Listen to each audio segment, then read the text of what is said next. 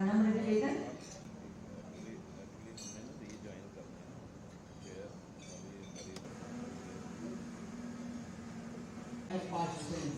it's my pleasure of Trade and Industries organized by Bashir Saab as Provincial Secretary JKMC Jammu. For our coming generations, I believe that with the support of कार्य करना होगा तो सबको साथ लेकर चलना होगा। मैं अकेला ही चला था। Deputy Chief Minister JN outside the state. The total amount तकरीबन existing काफ़ी डिटेल में और काफ़ी 7:30 बजे शुरू हुआ और अभी 10 बजे ये ख़त्म हुआ और काफ़ी लंबी चौड़ी डिबेट हुई और डिस्कशन की और उनके काफ़ी सारे इश्यूज़ थे जो उन्होंने बात रखी और इश्यूज़ बड़े जेन्युइन हैं और आप भी समझते हैं कि क्यों जम्मू कश्मीर के और ख़ासकर जम्मू में, क्योंकि मैं जब जम्मू का बिजनेसमैन हमसे बात कर रहे थे, मैं सारे इंडस्ट्रिस्ट थे चैम्बर्स के भी और बाकी जितने भी इंडस्ट्री स्टेट्स हैं जम्मू सूबे के, वो सारे लोग यहाँ, उनकी टीम्स, उनके प्रधान यहाँ पे आए हुए थे और जो उनके मुद्दे हैं, ये मुद्दे इन 5-6 महीने या 7 महीने जो हमारी सरकार है इसमें नहीं आए, इनको लास्ट 10 साल लगे और जो ख़ास करके जो नई इंडस्ट्री पॉलिसी आई, जो बाद में जो 2021 के बाद आई जो पॉलिसी आई, उस पॉलिसी से इनको काफ़ी रिजेंटमेंट है और जब से हम ये सरकार में बने हैं, हम जहाँ जहाँ भी गए और जहाँ जहाँ भी इंडस्ट्रियलिस्ट मिले, बिजनेसमैन हमें मिला और उन्होंने हमेशा एक ही बात कही कि जो लोकल इंडस्ट्री है जम्मू कश्मीर की और जम्मू खास कर जम्मू सूबे के लोगों ने भी आज ये बात कही कि हमारे साथ भेदभाव हुआ है, हमारे साथ डिस्क्रिमिनेशन हुई और जब वो जो पॉलिसी के तहत जो इंसेंटिव्स आए वो कुछ उन लोगों को दिए गए जो बड़े बड़े घरानों के थे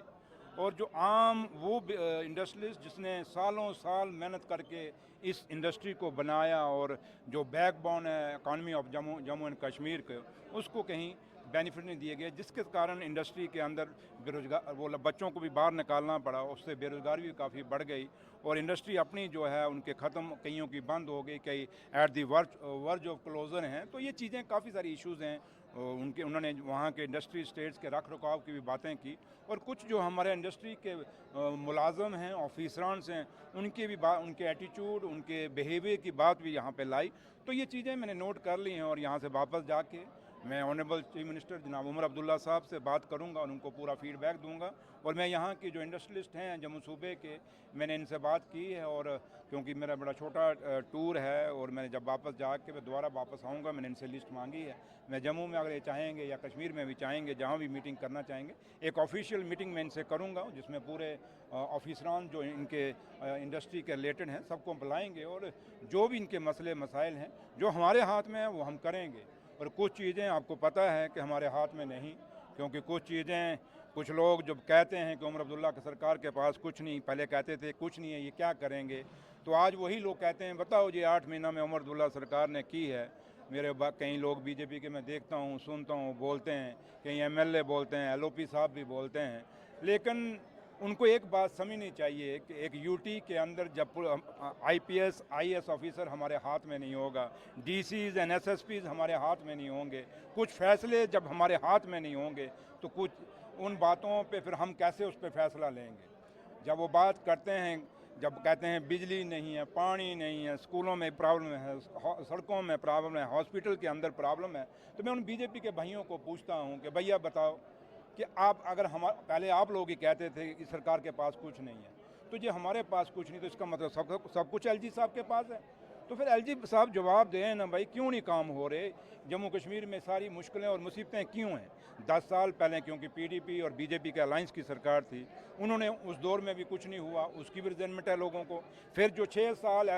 दूसरी जब स्टेट टूट के यूटी बन गई, जब एलजी गवर्नमेंट आ गई, उसके भी लोगों को गिले शिकवे हैं। और आज जब हम यहाँ पे जब मैं आपसे बात करने आया हूँ तो आज 8 महीने के बाद हम खुद भी अब सोच विचार पे पड़ गए हैं कि अगर जम्मू कश्मीर को स्टेट का दर्जा बहाल नहीं किया जाएगा तो जम्मू कश्मीर के लोगों के मसले और मसाइल जो 10 साल पहले थे, जिन मुसीबतों को से बाहर निकलने के हमें वोट डाला है, क्योंकि लोगों की चुनी हुई सरकार है, तो उस सरकार को कहीं ना कहीं लोगों का अपने वोट पे कि हमने वोट क्यों डाला, उसके लिए भी लोग बोलना शुरू करेंगे। तो लिहाजा हम यही उम्मीद करेंगे कि जो वादा हमसे हिंदुस्तान के प्रधानमंत्री साहब ने और होम मिनिस्टर साहब ने किया है कि जम्मू कश्मीर को जल्दी स्टेट का दर्जा दिया जाएगा, वो स्टेट का दर्जा हमें मिलेगा। Thank you.